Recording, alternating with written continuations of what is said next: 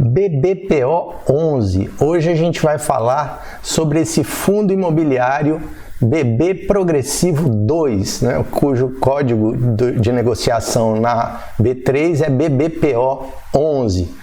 E o que a gente vai fazer? Nós vamos dar uma olhada no relatório gerencial que acabou de ser divulgado. Então nós vamos dar uma olhadinha em como foi, qual seria como foi o desenvolvimento dele, qual foi o resultado que ele apresentou. Isso aqui não é uma indicação de investimento, eu estou simplesmente dando uma passada num ativo e ver os números que foram divulgados e como que seria aconselhável ler esses números. É lógico que isso aí é uma decisão sua de se vai investir no fundo nesse tipo de investimento ou não. Tá? Esse fundo é composto por um conjunto de imóveis que são locados ao Banco do Brasil. A integridade deles é locada ao Banco do Brasil, embora no momento haja 6 dos imóveis que inicialmente estavam locados ao banco que não tiveram os contratos renovados. Então, a gestora e a administradora está procurando ou vender ou locar de novo esses imóveis para o Banco do Brasil ou alugar para outras pessoas, certo? Então, são basicamente 3 possibilidades. Então, vamos continuar aqui, vamos dar uma olhada no relatório gerencial que acabou de ser divulgado, como eu falei. Então, o primeiro ponto aqui, ele traz um resumo, né? Falando a respeito das tratativas de negociação com o Banco do Brasil. Por quê? Porque alguns dos imóveis ainda não foram renovados, tá? Ainda não foram renovados, mas são muito poucos agora, são só 6 imóveis, tá certo? Então, 6 imóveis apenas deixaram de ser renovados, o que é interessante. E aí, da mesma forma, independentemente do fato deles serem renovados ou não, eles estão disponíveis ao mercado para venda ou locação. Vamos dar uma olhadinha agora no seguinte, os números, né? Vamos dar uma olhada aqui nos números do fundo. Veja, ele está pagando por cota 89 centavos. Isso aqui, comparado com a cota de fechamento, que foi 90,69, ele está dando uma taxa de retorno anualizada de 11,78%. 11,78%. Você tem índices de correções aplicado aqui ao 0,89. Então, isso aqui é uma taxa bem superior, e aí o pessoal fala de spread, a gente já vai ver como é que ele comenta com relação a isso. Um spread bastante alto. Vamos dar uma olhadinha aqui, ó, nos títulos de Tesouro IPCA, por exemplo, 2026, ele está remunerando IPCA mais 5,62, tá? Então, teoricamente, né, você tem aqui no BBPO 11,78 de uma remuneração fixa para quem comprar a esse preço de 90,69. É claro que esse preço de 90,69 não é necessariamente o preço que você vai comprar. Por exemplo, se a gente der uma olhada aqui, ó, eu estou na cotação do dia anterior, ele estava 87,50. Isso gera um retorno ainda maior aqui, ó, 87,50. Se você vai aqui para o valor do dividendo de uma operação com 87,50, se você comprar por esse valor, esse dividendo mensal é de 11,02. Essa taxa anualizada, mas dá mais de 12% aqui. Certo? Então vamos continuar aqui no relatório. Outra informação interessante aqui do relatório gerencial é o valor patrimonial, certo? Então hoje esse fundo está com um valor patrimonial aqui, ó, de R$ 95,85. Então veja, se a pessoa comprou por um valor inferior a isso, tá? Ela tem o que se chama, deixa eu puxar aqui para mostrar aqui, ela tem o que se chama de preço sobre valor patrimonial inferior a 1. O que quer dizer isso? Quer dizer que ela está recebendo, ela está pagando menos do que o valor patrimonial. E aqui a gente tem que ter um certo cuidado pelo seguinte, porque o valor patrimonial atualmente, ele está muito, quer dizer, a forma de cálculo do preço dos ativos está muito associada à taxa de remuneração, muito associada. Então acaba que o preço do aluguel do imóvel é que vai ser utilizado para o cálculo desse valor patrimonial. E isso faz todo sentido, porque o patrimônio está sendo analisado ali para renda, né? Então você tem aquele bem e muitas vezes você não avalia aquele bem da forma adequada. Mas nesse caso aqui, essas análises são feitas imóvel por imóvel, né? Por um terceiro, né? Por um terceiro que faz essa avaliação para poder dar o valor. O que estando correta essa avaliação de R$ 95,00 por cota, tá? Então, R$ 95,00 por cota, R$ 95,85, quase R$ 96,00, né? Você tem uma certa segurança com relação aos preços dos imóveis. A gente tem que ter cuidado aqui com o seguinte, quando você compra esse tipo de fundo aqui, que tem agências bancárias aqui, tem prédios, na realidade são agências bancárias, são prédios comerciais, né, prédios onde ficam as estruturas administrativas do banco.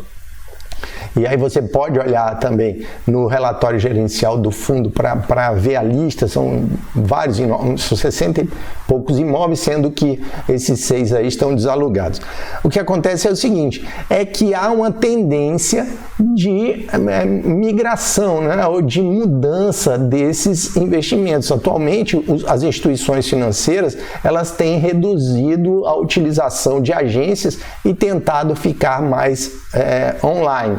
É claro que ainda existem várias agências em circulação, em operação, os contratos aqui estão para agosto de 2027 e o que acontece é o seguinte, existem possibilidades, os contratos eles estão sendo transformados em contratos que podem ser cancelados, mas com multas previstas e tudo mais, são chamados contratos típicos, né?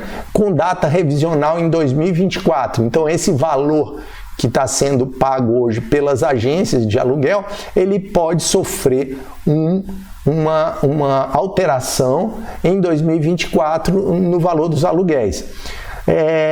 E aí vai o quê? Vai tentar se adaptar esse preço dos aluguéis ao valor de mercado da época. A gente tem que imaginar aqui o seguinte, são prédios e são agências bancárias que não necessariamente precisam continuar sendo agências bancárias. Elas podem se tornar supermercados, elas podem se tornar restaurantes, dependendo da localização, lojas de departamento, enfim, qualquer coisa. De certo modo tem que atentar para o fato de a grande maioria delas estarem voltadas para a rua, né? Então são prédios e outros imóveis que não estão em shoppings, né? Um ou outro aqui é um imóvel dentro de um shopping center, tá? Mas a grande maioria não são imóveis que estão na rua e que podem ter outras finalidades.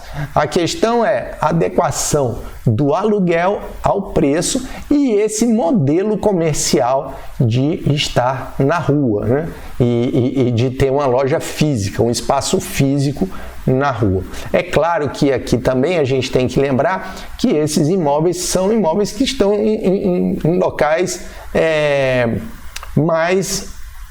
que já foram mais valorizados da cidade, inclusive por conta da locação. Na época que eles foram inicialmente construídos, eram os pontos mais valorizados da cidade. O problema é que há uma mutação dessas coisas, do comércio e tudo mais, que pode deslocar essas agências, pode deslocar o fluxo, né, de pessoas para outras regiões, para regiões mais novas e que estejam em desenvolvimento.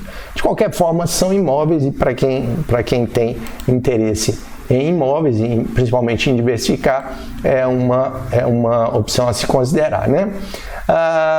Cadê mais aqui? O que a gente tem aqui? Vamos até dar uma olhada com relação à evolução do resultado. Eu vou mostrar que é interessante também para a gente ver. Houve uma renegociação, certo? E nessa renegociação aconteceu uma redução de preços, tá? Quer dizer, uma redução, olha aqui, peraí, deixa eu só apagar porque isso aqui realmente não ficou legal. Houve uma redução aqui, ó, desse patamar para esse patamar em termos de aluguéis, tá? Bom, vamos ver aqui. Que mais? A gente tem... Tá, aqui são a rentabilidade, a gente já conversou sobre ela. Se a gente olhar aqui a comparação, né, com a comparação do fundo com o índice que mede